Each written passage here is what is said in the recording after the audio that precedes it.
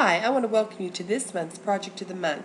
This month we're going to do a shower curtain that's going to have a large monogram on it created out of a true type font that we are going to bring into our Floriani software and digitize. Now we are going to go over today first how to send in a help desk ticket. As many of you know, I was on the help desk for several weeks these past couple months, and I realized there was a lot of things missing in our training of you on how to use the help desk to your best advantage. So we are going to go over that first. As soon as our Floriani software loads, you know, the first page that comes up, if you are connected to the internet, is your My Floriani Today page. Now what I'm interested in here is where it says software support. Anytime you want to get an activation for an additional computer, you need to ask us a question on installation. You're having a problem with, like maybe I don't know how to change the color. The help desk is where all these questions can come in. So by left mouse clicking on software support, it's going to bring up the web page where software support ticket can be created. Now I am at home and my internet is not as fast as today as usual, so bear with me. Now the first thing we have to look at is it says select software platform. It's real important to us to know which software you are using, because that's going to depend upon the features you have that we can tech support. Now you either own the Embroidery Suite Pro, Total Control Professional, if you're in the home market. If you are in the home market, you do not own Total Control. You own Total Control Professional. You may have the Embroidery Suite Pro. Now I get a lot of questions on this Auto Digitizing Borders and Frames Digitizing Pro. We're going to skip down to Lettering Pro, Monogram Master, and Smart Sizer Editing. How come I can't open all my programs that I bought? If you own the Suite or the Total Control Professional, anytime you open it, all those features are incorporated. Now we have 3 additional programs for purchase. You can purchase the Image Maker, which allows you to view images on your computer of your designs. It's not a cataloging program, it's a viewing program, but it is a really fun little program. Now we have Fonts Collection 1 and 2. We have created 2 font collections. They have 5 fonts each that you can purchase to add to your Embroidery Suite Pro. They are already included in your Total Control Professional. I hope this kind of straightens up a little bit of that confusion. So today I'm working in the Embroidery Suite Pro, so that's what I'm going to select. Now it says enter your software serial number. This is extremely important. It is that 16-digit alphanumeric code that is inside your case. Now anytime you need to use this code in your software, you need to make sure to put in every hyphen and also capitalize your letters. So you would type that in here. That's how we can connect to your records, so we can either reset your serial number to allow you an extra activation. Sometimes you forget to select your software platform, so we need to go look and see what you do own, and we can only do that by accessing your record. So it's real important to us to get these 2 boxes filled out. Then this is real simple and real obvious, your name, company, all this. And then you have a box right here, which is your, like an email box, where you're going to send me your question or your concern. Once done, you will submit that and it will come directly to us, and then we will get you an answer. Now the second one I want to talk to you about is your support forum. Now this is a forum that you can join. A lot of times you're going to get a lot of answers, not only faster sometimes than the help desk, but sometimes you'll get an answer 5 or 6 different ways, and it makes it easier for you to understand. Because sometimes you ask us the question and we really didn't understand what you asked, but when you ask it on the forum, you may have 30 people that give you an answer to it and may explain it fuller, or the answer may be already there. You may not even have to ask the question. So we really encourage you to join the forum. Now the forum is moderated. We don't allow pictures of grandkids, dogs, selling your own designs, that type of thing. It's an educational forum. We discourage complaining, and I'm not talking about that you have a concern with the software. Certainly the forum is a place for that. If you have a concern about a feature you would like to see, or a feature that you can't get to perform like you think it should perform, all that is available. That should be on the forum. But just because you want to talk about a dealer or the teacher that's teaching you, that isn't the place for that. So know that when you go on the forum, it will be a positive experience. Now, of course, we also have our our July designs are up now. You can see where my mind is. These are up, and remember, we give you 5 new designs every month for being a Floriani customer. Now, all you have to do is left mouse click again on the banner. It takes you right to the internet where these are being housed, and you can click and download these to your desktop. Now we've gone through this in a previous lesson, so if you are new to Floriani software, be sure to ask your dealer about how to download those designs if you are not familiar with doing that. Realize they will download as a zip file. You will need to unzip them to put them into your software. Alrighty, let's move on to our lesson. Now the first thing I want to point out to you is I don't have all my icons are grayed out. We get a lot of help desk tickets on this. My software is not performing, my icons are grayed out. Remember, without a piece of paper you cannot color. Now in the upper left hand corner there is an icon that looks like a piece of paper. That is your new icon. So I will tell you, let's get a new piece of paper. Left mouse click, and notice as my screen comes up, all of my icons are now in color. I can color. Now if you have been with me, you know that the first thing we always do is set up our workspace to work for us. So for those of you that are new, our workspace is right here. It's the place where we create a design. Anything we're going to do in this area. So the first thing we need to do is decide, do I want to work in inches or metric? Well, we are going to work in inches today. Sometimes we work in both. But today we're going to look at working in inches. Now this is our ruler bar. So I am going to right mouse click anywhere along my ruler bar, and I am going to tell it I want to work in inches. Then I'm going to come back up because now I need to set my grid system, and I don't have any clue what it's set at, so we're going to look at that. I'm going to right mouse click and go to the words grid settings. Now you notice I've got some strange number in here. I don't know where it came from, something I changed it to last time. But the first thing I want you to make sure you have selected is I want this maintain aspect ratio box. I want a check mark in it because I want my horizontal and vertical to change at the same time proportionately. Now if you've never gone into your grid settings, you're going to have a weird number in here, not mine, but a weird number. And this will not have a check mark in it. So you want to make sure to left mouse click on the box to create that.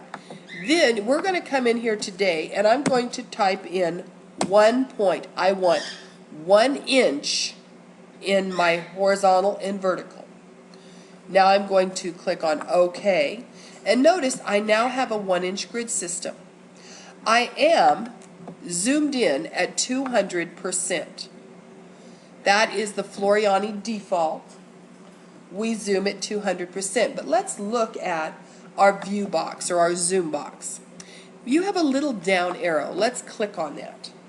We can zoom in or zoom out of a design. We can fit the design to screen, which means if I have a small design, it'll blow up as big as possible but still be contained on your screen. Or if you have a very large design that you can't see all of it and you click fit to screen, it will shrink down. If you have one portion of your design selected, you can tell it to zoom just to that selection. Maybe you want to fix the eyelashes on an eye. This will zoom you in really well. 1:1, that's 100% actual size. So you can see you have these different zoom factors. So I could put 1:1 and I still have my inch grid system. And if I get my ruler, on your left-hand toolbar there is a ruler right here, and I can measure, and of course that is an inch. If I'm zoomed to 300%, what is this? This is, my computer's acting crazy, this is still an inch. So no matter what your zoom factor is, you are still at 1 inch. Now I'm just going to tell it to fit to screen right now, which is the 200%. Now we are going to create a monogram, a large monogram for a shower curtain today. That's what I picked to put mine on. You could do a pillow, you can do anything. But the large monograms are very, very popular. If you start looking at some of your higher priced department stores, specialty stores, they have these huge monograms on everything. And I was monogramming a shower curtain for a girlfriend. She wanted a 14-inch monogram. Well, I told her I could do 13 7/8, and that I would do this for her. Well, once I created the monogram, I realized you're looking sometimes, depending on your letter, at 60, 70,000 stitches. Well, that is going to cause that shower curtain to hang and buckle in the middle, plus it's going to be bulletproof, and it's not going to be attractive. So I was trying to think of a way to do the same thing with having a very light stitch count. Number one, it would have taken me all day to stitch it. So let's look at a way to make a large monogram to have the appearance of stitches but still be very light on that shower curtain. So we are going to go up to File, up here at your top left-hand corner. Now under File, I'm going to select Import True Type Text. Now I need to make a disclaimer here. I have used the True Type Text before and didn't think ahead to tell you that all of us have different True Type texts in our computers. It depends upon the programs you have loaded. Or you may be somebody that bought, 5,000 fonts for your computer. If you have Microsoft Office, you're going to have a certain amount of fonts. So you can't necessarily use the font I'm going to use because I have no way of knowing what's in your computer. But what we're looking for today is a font that is fairly blocky looking. We want it to have decent width of the portions of the letter. You don't want it to have a real skinny side coming down on the K and then a clumpy look on another part of it. So you may have to try a couple of these to get the one you want. Now the first thing we want to do is where it says text, you are going to type in a capital letter. Now of course I'm going to use a Q for Quinn because I hope someday that all these samples I make I'm going to have a use for. Then under font we're going to pick a font type. So now in your text box, go ahead and type in your capital letter. Now where it says Arial, I don't want Arial. Now if you notice, you've got a little box that has 3 dots on it. This is your browse button. Let's left mouse click on the browse, and it's going to take you into your computer and show you the fonts that you have available. And it's going to take mine a moment. I've got a bunch of programs open that I guess I should close down here that will help. Sometimes I get a bunch open and I forget that I have them all there. Alright. Close you. Okay. That'll help us right there. Okay. Now I'm going to come in here and you'll notice first it says font. You've got font here. You have font style and you have size. Now this is in points. When it says 120, it's 120 points, which is each point equals 1/10 of a millimeter. So that's not very big. So if we can go ahead and scroll down and select a font that we like. Now I'm trying to remember, of course I stitched the shower curtain out a couple days ago and did not make a little note on what I picked. I know that's hard to believe. I think it was, nope, wasn't. But you're going to pick a font. Once you pick a font, you are then going to select bold. And I'm not going to spend a lot of time looking. I'm just going to go for folio. I'm going to pick extra bold if it's available. And I'm going to say OK. Now there is my letter on screen. Yours will come up. Now, no, this is artwork. This is not going to stitch out. In fact, if you close the program and open it back up, this will be nowhere to be seen, because all it's like is we took a piece of chalk and drew a letter on our screen.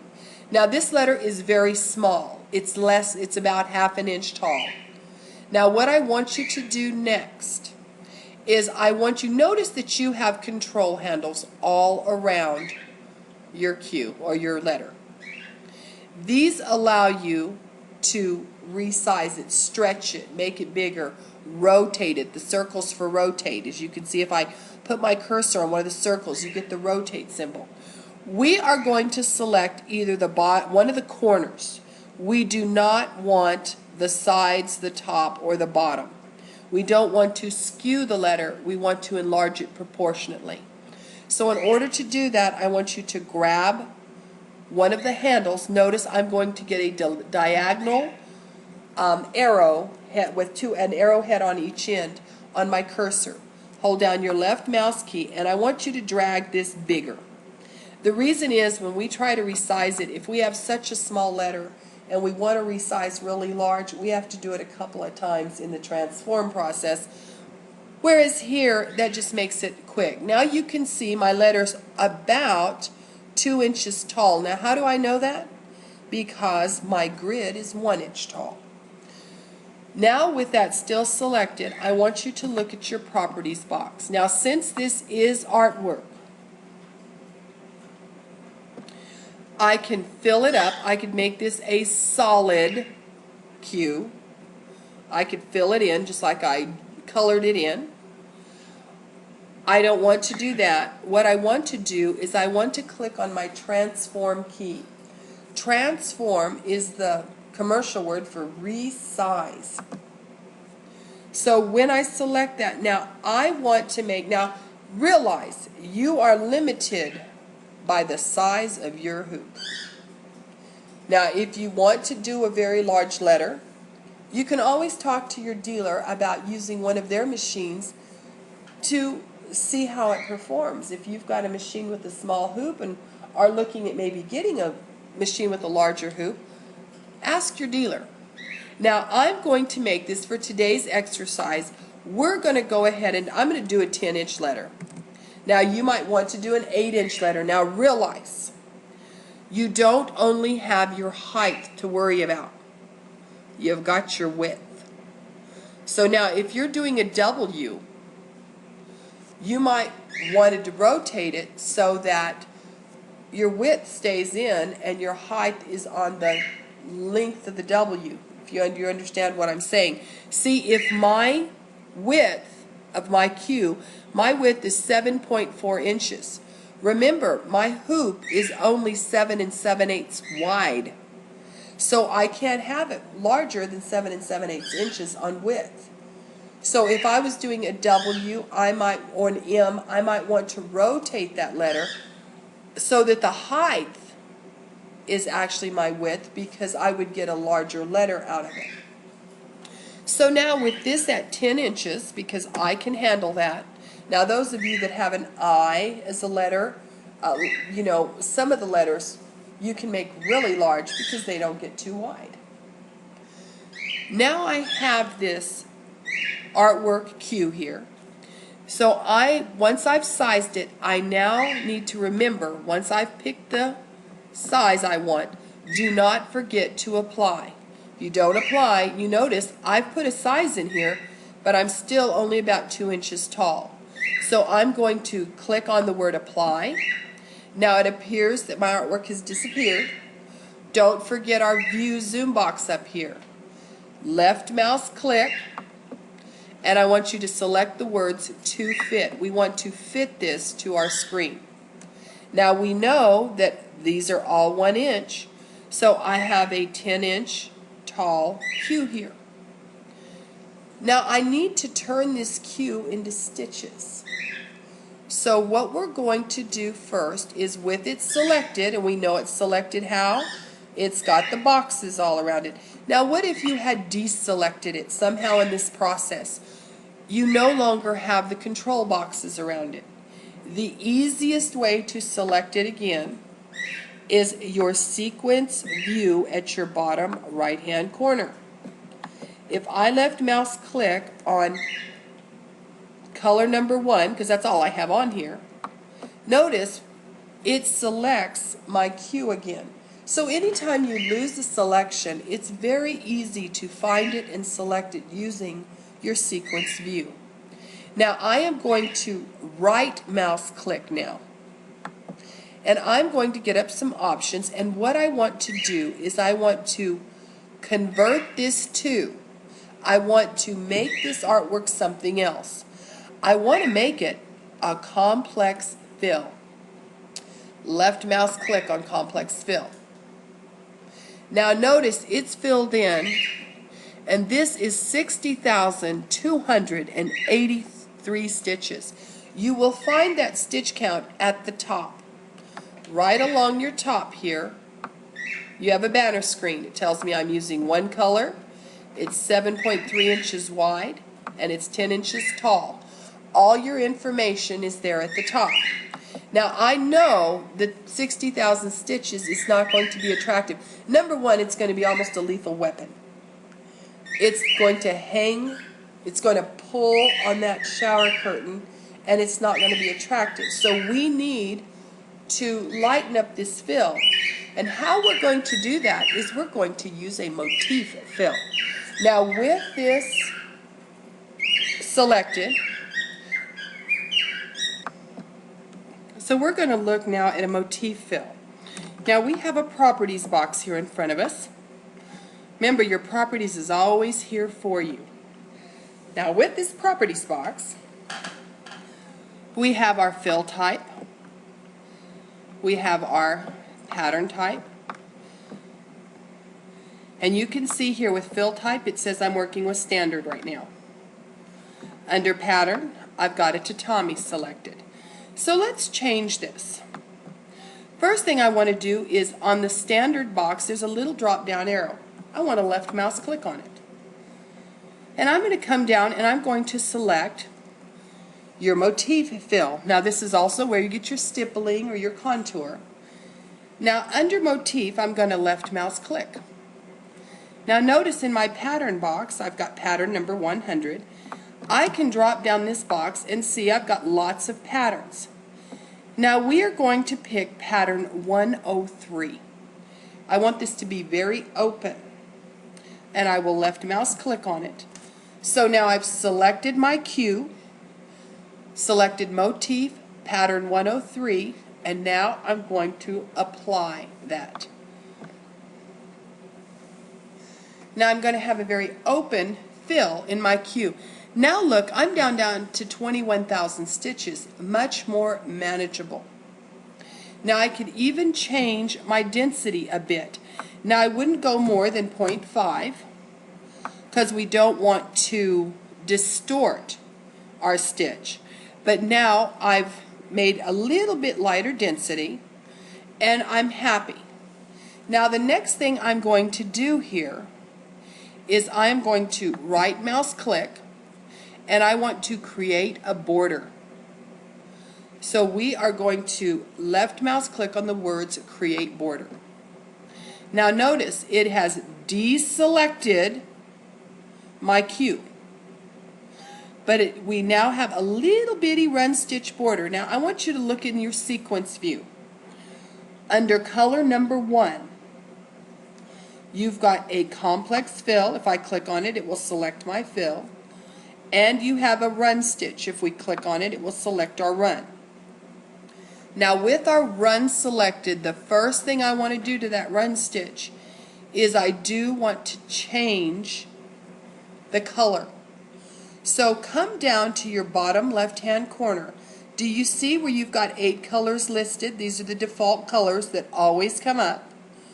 Somebody's got to pick default colors, and these are what were picked. Now I'm going to put my cursor on color number 2.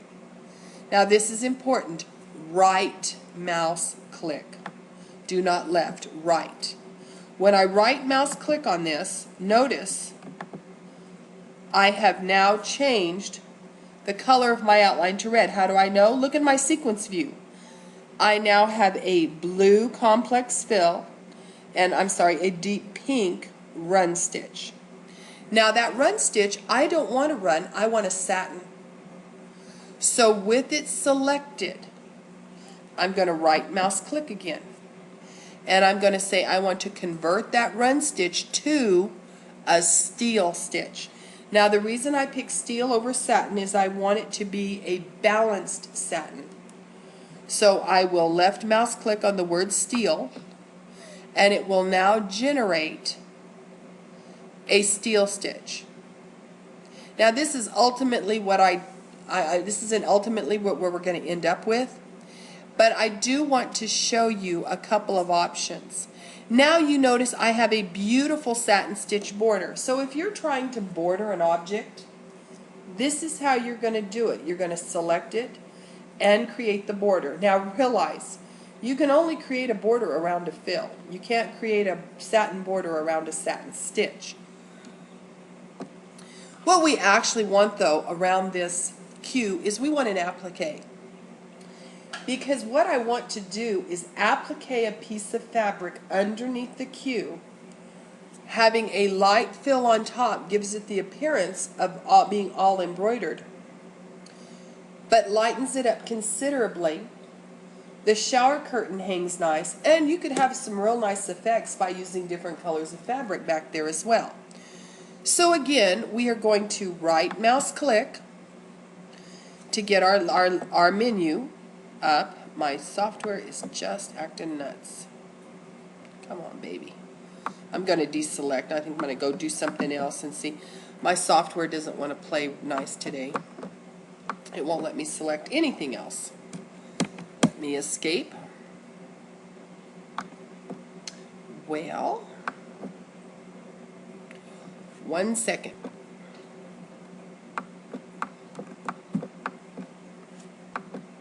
Okay, technical difficulties are fixed.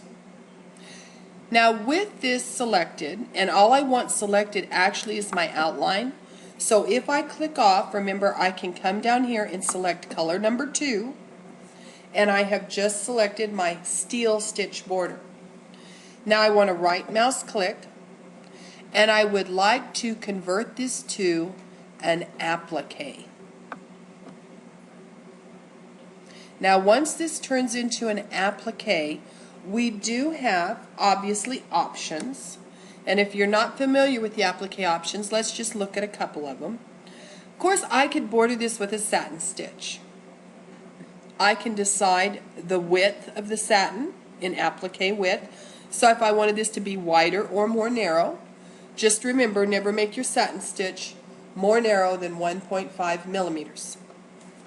And do not make it wider than 7 millimeters. Stitch length, I could change the density, how close those stitches are together. Now I also can come up here and say I want an E-stitch, which is a blanket stitch. So if you want to applique down with a blanket stitch, or you can pick any of your motifs to use as your final applique stitch, or you can pick symbols. Now there is also a browse box. I use the browse box for symbols because I want to see the pictures. So I could say I could applique this Q down with daisies if I wanted to. Say it was a little girl's S for a big pillow in her bedroom and you wanted to put daisies around her applique, you could. Now that is not what I want for today's exercise, but you see that you have a whole lot of options when you get to applique. So we are going to applique this down with a satin stitch. And I'm going to leave it at a 3.5 width because it's a very large letter. That's just 3.5 millimeters. Now that we have come to this point, if we think through this design, if we look at how it's going to stitch out, so let's go to View, let's go to Slow Redraw, and I'm going to slow this down, and I want to play. Let me change this back to red. I'm sorry. When I changed it around to show you a symbol, it changed the color. Okay, let's go to View, Slow Redraw. Now let's go ahead and simulate this. Now what's it doing first? The first thing it's doing is my fill. Well, right away we realize we've got an issue, don't we? Because if I'm appliquing down a letter under here, a piece of fabric, I cannot have the fill go first. What I need first is a placement line. I need it to tack down. Then I'm going to need my fill. Then I'm going to need it to finish. So this is not going to work for us. And notice I can drag my bar by putting my cursor on it and holding down my left mouse key if I want to move fast. So we're moving fast through here. Now what happens? Oh, now my applique portion starts. This is not going to help me. This isn't going to work for me. So we are going to need to change the order of how this stitches. Now to stop your slow redraw, right mouse click on your screen. So here we have it. So what I'm going to do is I'm going to save this because look in our sequence view. If I click on the little plus in front of color 2, it tells me it's an applique. And if I zoom in, I'm going to zoom in and show you. Notice I have a placement line, a tack down line, and I have my finish. But they are all the same color. I can tell a commercial machine to stop in between each of these. Our home machine stops because it knows there's a color change. So we need to make these 3 separate colors. So what we're going to do is we are going to say File, Save As. Now I'm going to name this Q, and I'm going to put it on my desktop so I can find it. And I'm going to name mine Q1 because I have my other Q on my desktop. Now I do not want it to be a Floriani C2S file because it will hold it exactly as it is. Remember, that is a working file, it is not a stitch file. So we are going to drop down our arrow and we are going to select the word Tajima DST. I want you to know every machine on the market with the exception of a Bernina will read DST. A Bernina reads, its commercial format is the Melco EXP, but we're all saving it as a Tajima DST right now. So I've got Q1 Tajima DST and I am on my desktop. Let's save. Now what I'm going to do is up on my upper toolbar, I'm going to go to my Open File folder by left mouse clicking on it. I'm going to make sure in my top look-in box I have selected desktop. I'm going to come down to the Q1 DST and I'm going to open it. Now look at our sequence view. We have 4 separate colors. It's got our fill, it has our placement, our tack down, and our finish. So it has separated our applique for us. So now what we need to do is select the order. Now we already know, and if you're not sure how this is working, never forget to go to View Slow Redraw. Now I can redraw this. Now we already know the blue is the fill, so we don't need to watch it slow redraw. Where we want to know is which one is my placement line. So watch. Red is the placement line. Green is the tack down. Orange is the finish.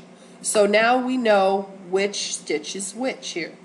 So what I need is I need the tack down, the placement line to stitch first. So by left mouse clicking on it, hold down my left mouse key and dragging it, I can make it go first. So now I've got a placement line, but then there's my fill. The next thing I need is my tack down, which would be the green. So left mouse click on the green, hold down your left mouse key and drag it above your fill. So now I have placement, tack down, fill, finish. It's in the perfect order. Now the only thing I have left to do is put it in the colors I wish. So now I'm going to select my fill stitch, and it tells me right here that's color number 1. So I want to come to color number 1 on my color bar down here at the bottom left hand corner. By left mouse clicking, it's going to bring up a thread chart. Now I stitch with Floriani thread, so I've got the Floriani thread chart. You can pick any thread chart you want, but for today's exercise I'm staying with Floriani, and I want this is going on a kind of a goldish colored shower curtain. So I want to pick for my fill, I want to try and match the color of the fabric I selected. So I'm going to say I want African Safari, that's color 844, and I'm going to say OK. Now notice it changed to 844 in my sequence view. It's got a different number 1 down here, and it's changed the color. Now I want to change the color of my finish. I don't want it to be carrot. I'm going to come down to color number 4, because I can see over here it tells me color 4 is the color I want to change. And now I'm going to change that to a darker brown. I want harvest brown for my finish. Now I'm going to say OK. And again, I now have harvest brown down here. So you can see I now have my cue ready to stitch out. But we still have one more step. See, especially with applique, I have found the problem with embroidered applique is, number 1, all the fabric we waste. Second, the danger of popping it out of the hoop, or when we're trying to trim around that fabric, we push on the hoop a little bit, so our embroidery becomes a little more loosely hooped, and it causes our finish stitch to leave gaps or not meet perfectly. To have perfect applique, you always want to pre-cut your applique pieces.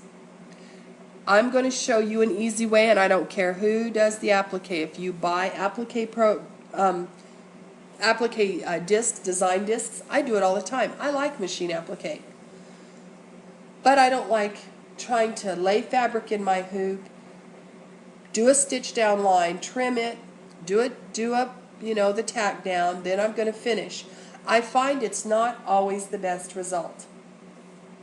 So here's the way to do it. You notice over here in my sequence view, I've got these little eyeballs. Now these eyeballs are open looking at us. I need my placement line. Isn't the placement line the perfect size for your applique? Absolutely, it's the placement. So I'm not going to mess with that eye, but I'm going to left mouse click on the color number 3's eyeball, color number 1 eyeball, and color number 4 eyeball. What's left on our screen? Our placement. That's all that is our placement stitch. So with this only on the screen, now the other colors have not been deleted. They're just asleep.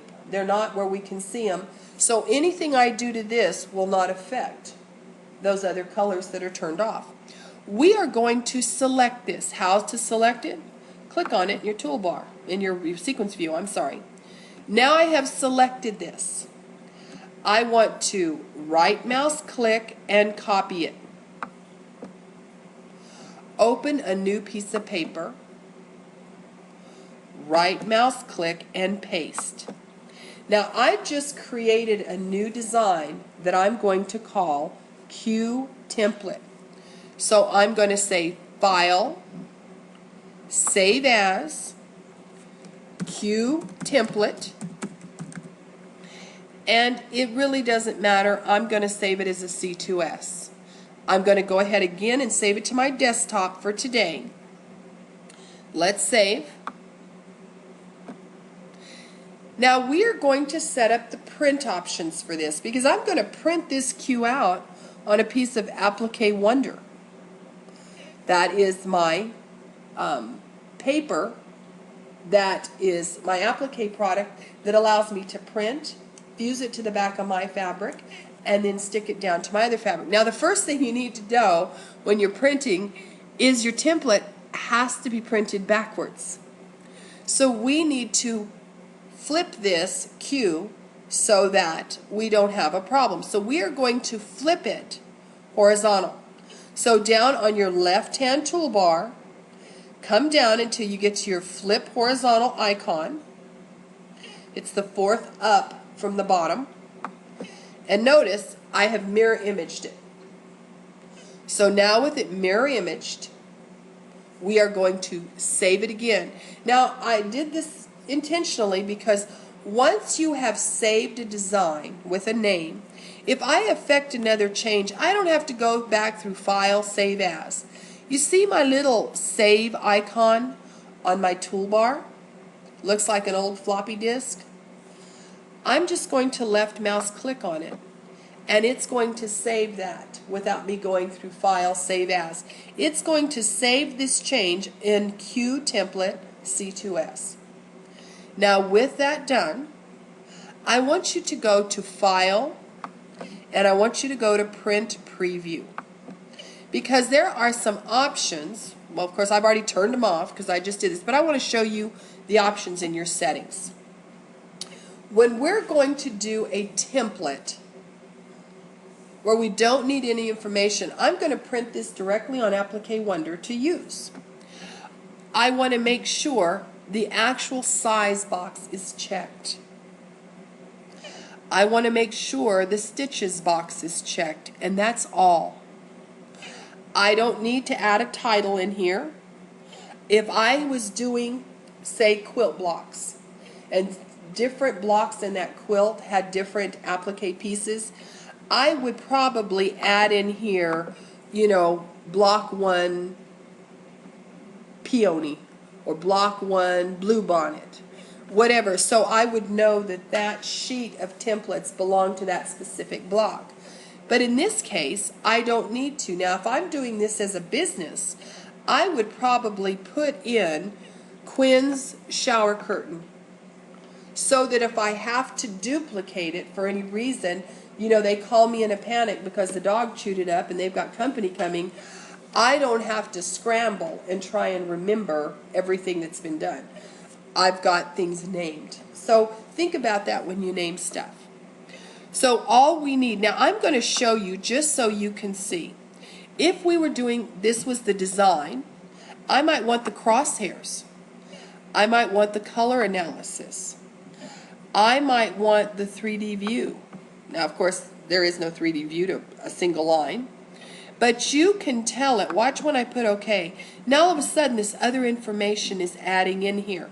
So it's really nice that Floriani has given us the option of turning on and turning off all of our options here. Number one, a lot of times it saves us ink. A lot of times I don't want it to print out the color analysis. A lot of times I don't need the stitch count printed out. So by doing that on a template, I don't have to print out all the information. I can print out as much or as little as I want. In this case, all we want is actual size and stitches. Now with that, I'm ready. I will now push print, send it to my printer, and print out my template. Now let's go back down here. Let's close this. Let's go back. So we can see this is named Q Template C2S. Notice if I go along the bottom, I can see Q1 DST is there. They've got the names we've given them. And you can tab along the bottom. There is our original before we saved it and separated our applique. Q1 D2S has everything separated and we reordered them, resequenced them. Now let's wake all this up. By putting your cursor in your sequence view and right mouse clicking, we can tell it show all. Everything's awake. There is my design. Everything's ready to go to my machine. Now is when you're going to save it. File, Save As. Now you're going to pick your jump drive or your USB stick, whatever you call it. You're going to save that. Find your place. You're going to find your machine format. So in my case, for this one, I would pick my Brother Baby Lock format, and then I would go ahead and save it, and I would save it onto, in my case, I save it to a jump drive. Now know that to get this to your machine, you need to talk sometimes to your machine manufacturer. Anytime you have a machine that will allow you to put it on a floppy disk, a jump drive, or burn it to a CD, you can do it right from the Floriani program. But if you have a machine that requires that you send it through your machine's brand of transfer software, remember you will save it in your machine's format, open up your Brother, FOF, Bernina, whatever software you need to open, bring the design up in that, and then send it directly to your machine. So I hope you enjoyed the software portion of this month's Project of the Month. We will now get started on the construction portion of our shower curtain. Thank you. I hope you enjoyed.